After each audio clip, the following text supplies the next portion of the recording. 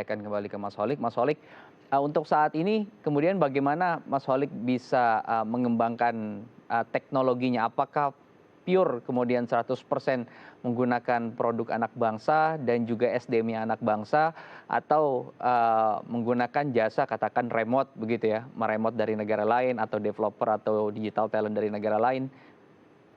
Iya, jadi kalau untuk SDM-nya sebenarnya ya anak-anak sayuran pagi sendiri. Jadi dulu kan saya punya tim IT gitu di kantor sebelumnya gitu kan. Nah ya udah sama mereka aku ngobrol-ngobrol aja. Gimana kalau kita coba kembangin nih IoT di hidroponik? Sepertinya belum banyak juga yang main di situ dan juga tadinya kan sebenarnya ya iseng-iseng aja biar aku lebih mudah aja gitu.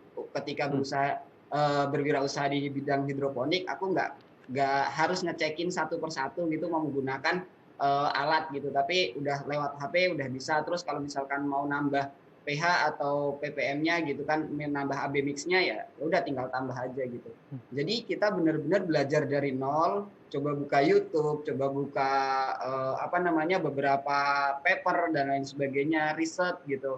Riset aja udah hampir 6 bulan kita buat menentukan apa aja sih yang kita butuhkan. Nah, kalau untuk apa namanya, jadi untuk bahan-bahannya mungkin memang kita ada yang beli jadi gitu kan, Ya. kayak misalnya sensornya dan sebagainya kita nggak buat sendiri. Tapi untuk rangkaiannya sampai ke softwarenya kita semua buat sendiri dari internal tim sayuran pagi Hmm. gitu. Jadi makanya ya waktu development kita juga emang agak lama karena ya kita benar-benar belajar dari nol dan create-nya itu dari nol seperti itu.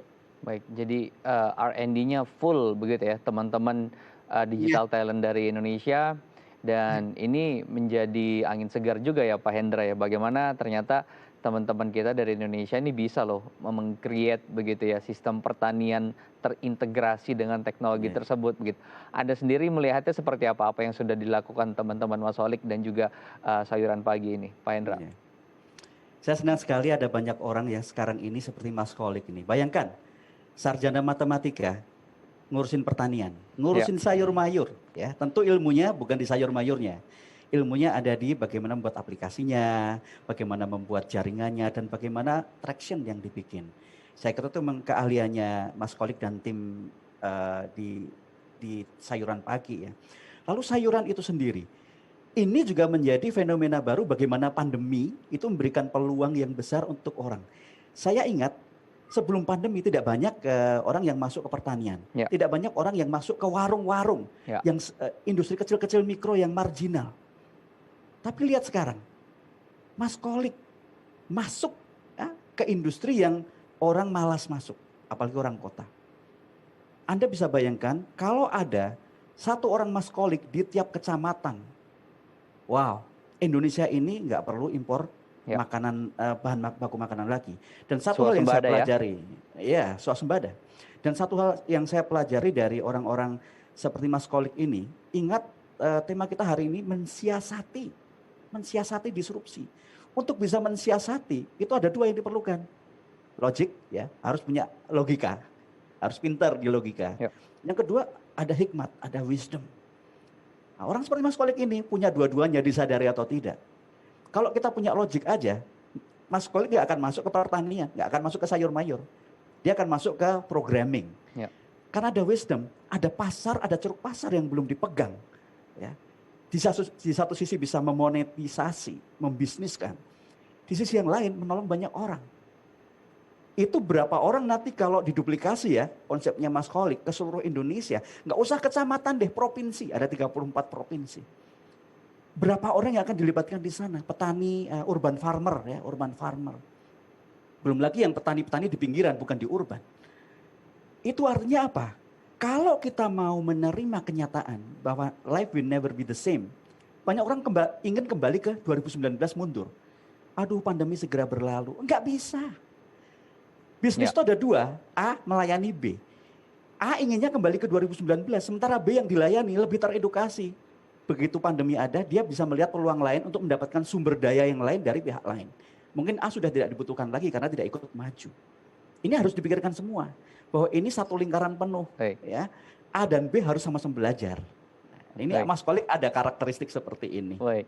Kita tahu kemudian teknologi bisa mudah diserap dan hanya di development sekali saja begitu, tanpa kemudian harus banyak update dan lain sebagainya. Dan kita tahu beberapa perusahaan luar atau perusahaan asing juga produknya sudah masuk ke Indonesia. Ada Google, terus kemudian juga ada beberapa produk yang lain yang mungkin saya tidak bisa sebutkan satu persatu. Apakah kemudian ini menjadi ancaman, Pak, untuk kita?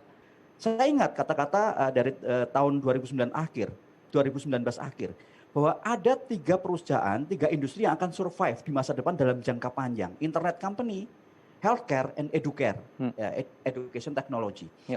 Selama bisnis kita itu bisa menumpang di 3 itu, kita akan sustainable. Misalnya Mas Kolik, kalau tidak ada Android, tidak ada produknya Google, akan susah. 89% ya di Indonesia itu kira-kira pemakai Android. Ya, mungkin Mas Kolik juga bikin di iOS ya, tapi ingat pasar ceruk besarnya ada di sana. Teknologi itu datang untuk kita pakai, syukur-syukur free. Google menyediakannya free, memang ada yang premium. Selama itu bisa free dan diakses. Nah, akses juga menjadi kata penting dalam disrupsi ini. Selama ada akses bersama, tidak dimonopoli untuk 1-2 pihak saja, we will be okay. Ya, semua lapisan masyarakat akan oke. Itu kenapa Facebook ya, juga Elon Musk yang milik Tesla ingin agar setiap spot di bumi tercover internet. Dia punya 1000 satelit untuk supaya tidak ada blank spot di muka bumi ini, bahkan di tengah laut. Karena apa? Kita tidak boleh terputus dari komunikasi di dunia luar. Ya.